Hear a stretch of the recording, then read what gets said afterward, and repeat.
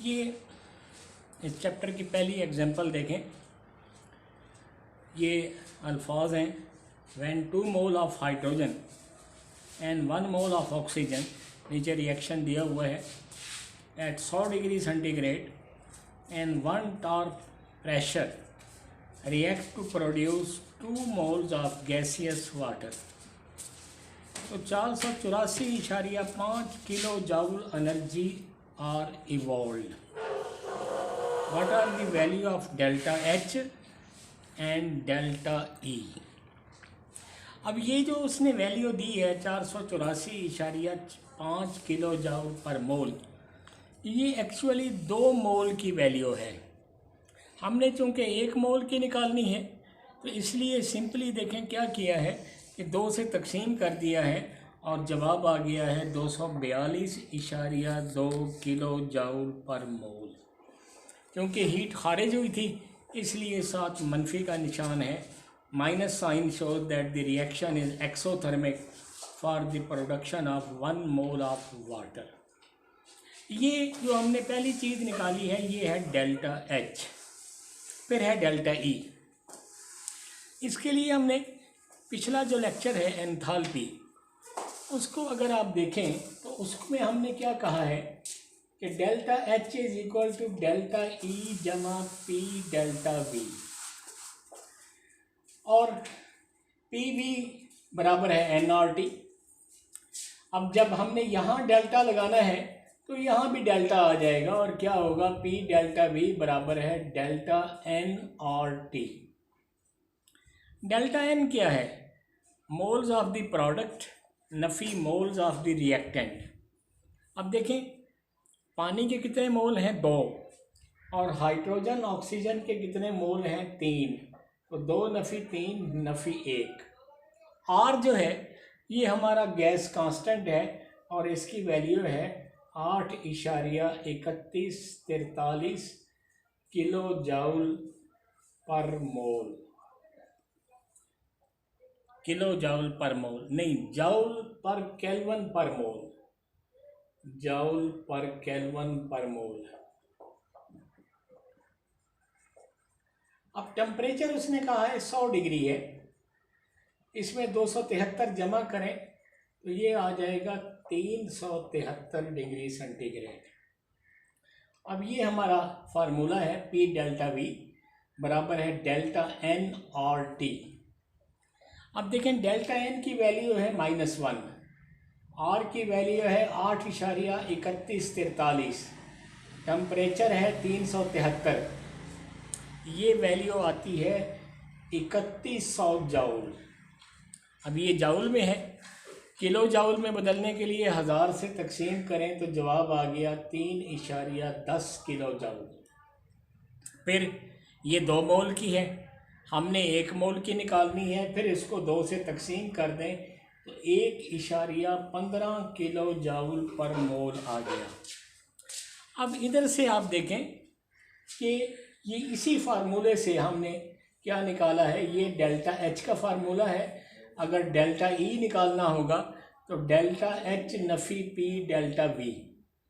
Delta H A part में देखें निकाला है नफ़ी 242.2 किलो जूल पर मोल, ये वाला नफ़ी और फिर ये वाला नफ़ी, ये जमा हो जाएगा और जवाब आ गया 240.6 किलो जूल पर मोल।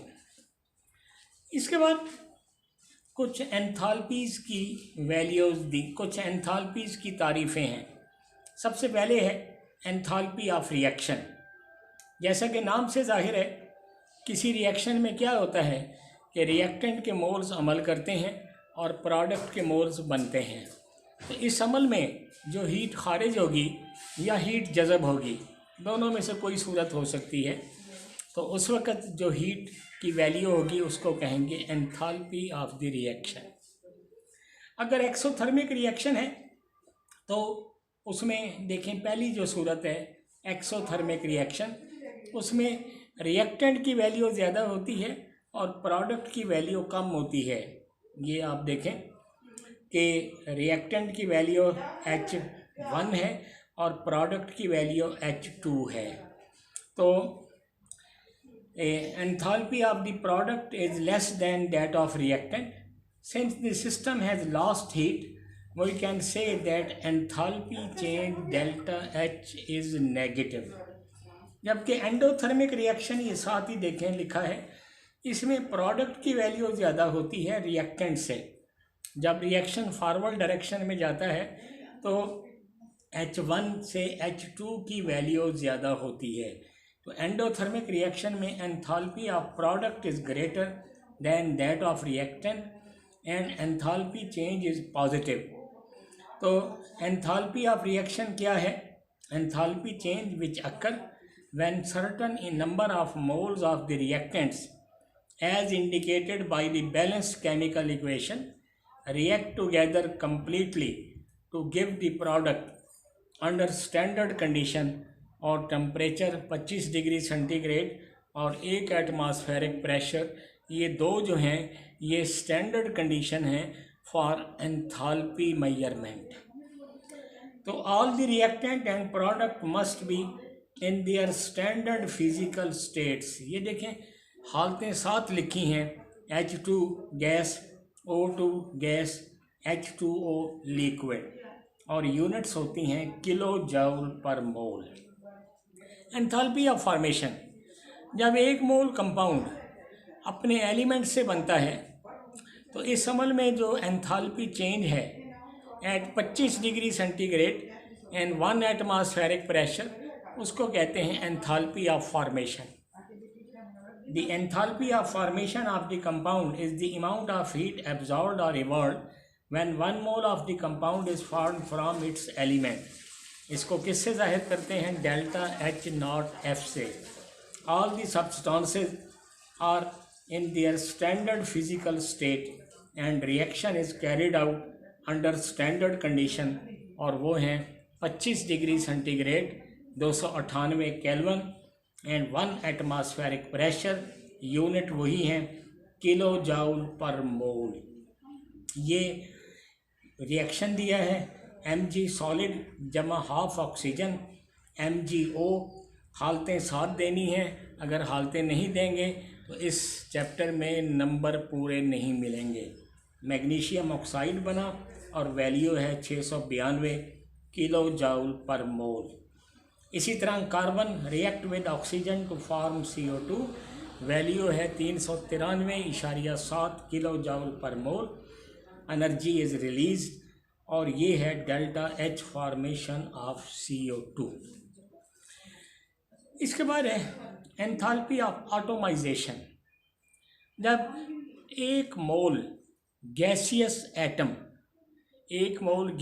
एटम अपने एलिमेंट से बने एट स्टैंडर्ड कंडीशन और टेम्परेचर वही 25 डिग्री हो, यानी प्रेशर वही 1 एटमॉस्फेयर हो, तो जो हीट जज़ब होती है, यहाँ हीट जो है वो एब्जॉर्ब है।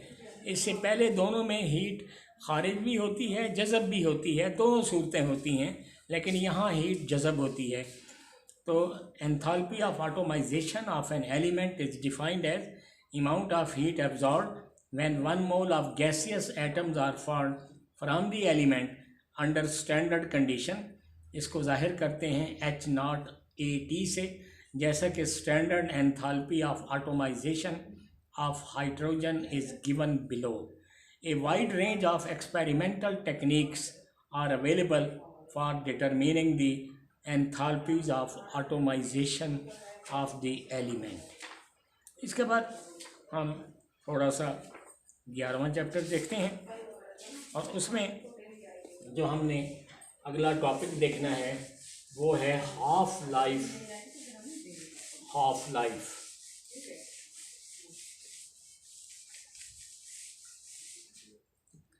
Life period. वो टाइम जिसमें आधे रिएक्टेंट प्रोडक्ट में तब्दील हो जाएं, उसको कहते हैं हाफ लाइफ पीरियड। इसको किससे जाहिर करते हैं? T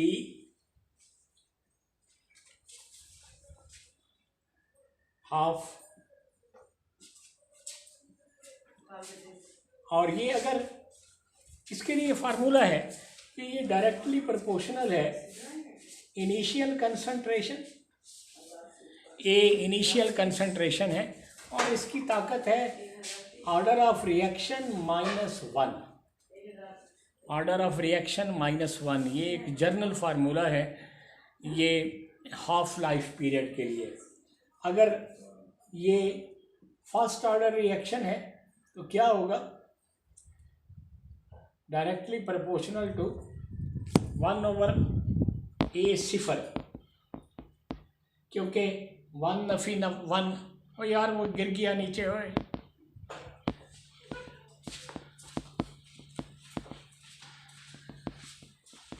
अच्छा कोई नहीं, इसी को आगे चला देते हैं बस।